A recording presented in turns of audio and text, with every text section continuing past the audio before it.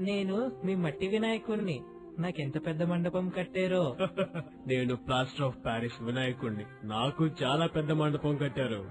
నన్ను నవరాత్రులు ఎంతో భక్తి శ్రద్ధలతో రోజుకో నైవేద్యంతో పూజిస్తారు. నన్ను కూడా భక్తి శ్రద్ధలతో రోజుకో నైవేద్యంతో పూజిస్తారు. నన్ను ఎంతో అంగరంగ వైభవంగా నిమజ్జనం చేశారు. నన్ను అంగరంగ వైభవంగా నిమజ్జనం చేశారు.